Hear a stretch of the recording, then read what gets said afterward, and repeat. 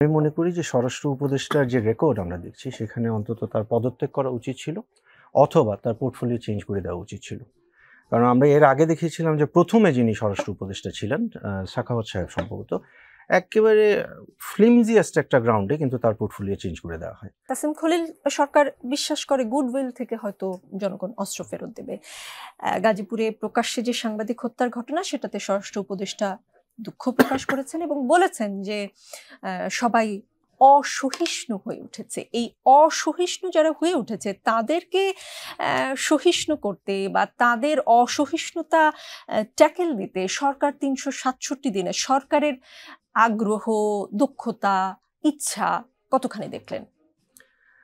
একেবারেই দেখছি না। প্রথম কথা হলো যে স্বরাষ্ট্র উপদেষ্টা যে ধরনের দার্শনিক কমেন্ট করছেন আমরা স্বাগত জানাই, কিন্তু আমরা এটাতে হ্যাপি হতে পারছি না। আমি মনে করি যে স্বরাষ্ট্র উপদেষ্টার যে রেকর্ড আমরা দেখছি সেখানে অন্তত তার পদত্যাগ করা উচিত ছিল অথবা তার পোর্টফোলিও চেঞ্জ করে দেওয়া উচিত ছিল। কারণ আমরা এর আগে দেখেছিলাম যে প্রথমে যিনি স্বরাষ্ট্র উপদেষ্টা ছিলেন সাখাওয়াত সাহেব সম্ভবত একেবারে ফ্লিমজিয়াস্ট একটা গ্রাউন্ডে কিন্তু তার পোর্টফোলিও চেঞ্জ করে দেওয়া হয়। এবং বর্তমান যে স্বরাষ্ট্র উপদেষ্টা আছেন ওনার আন্ডারে কিন্তু একটার পর একটা আমরা ব্যর্থতা দেখছি যে আইন শৃঙ্খলা পরিস্থিতির কোনোভাবেই কিন্তু উন্নতি হচ্ছে না।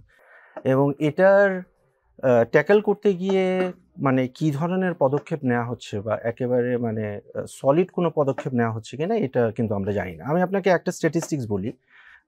বাংলাদেশ হিউম্যান রাইটস সাপোর্ট সোসাইটির একটা স্ট্যাটিস্টিক্স, সেটা হলো যে গত এক বছরে মানে মে মাস পর্যন্ত, এক বছরের কম সময়েও 512 জন ওয়েমেন অ্যান্ড গার্লস মানে নারী এবং কন্যা শিশুদের উপর যৌন নির্যাতনের, যৌন নিপীড়নের ঘটনা ঘটেছে। এর মধ্যে 240 জন রেপড হয়েছেন।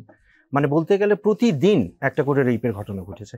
এর পরেও স্বরাষ্ট্র উপদেষ্টার বিরুদ্ধে কোনো ধরনের পদক্ষেপ কিন্তু আমরা সরকারের পক্ষ থেকে দেখিনি। মাননীয় উপপ্রেস সচিব মহোদয় যেটা বললেন যে জনগণের গুডউইলের উপরে তারা অনেকটা নির্ভরশীল, আমরা এটাকে স্বাগত জানাই, কিন্তু সরকারের পক্ষ থেকে তো এক ধরনের সিরিয়াসনেস দেখাতে হবে। মানে অ্যাপার্ট ফ্রম এই যে কে অসহিষ্ণু হয়ে গেল আর কে হলো না। আর মাঝে মাঝে আমি দেখি যে ওনার বিভিন্ন স্বরাষ্ট্র উপদেষ্টা মহোদয়ের বিভিন্ন ভাইরাল ভিডিও আসে যে উনি বিভিন্ন জায়গায় যাচ্ছেন, একটা ছেলেকে 10 টাকা দিতে যাচ্ছেন, এই ধরনের ভাইরাল ভিডিও আমরা দেখি। কিন্তু এর বাইরে আইন শৃঙ্খলা পরিস্থিতি নিয়ন্ত্রণ করার জন্য স্বরাষ্ট্র উপদেষ্টার কাছ থেকে, স্বরাষ্ট্র মন্ত্রণালয় থেকে আমরা কোনো ধরনের সলিড কোনো পদক্ষেপ আমরা দেখিনি।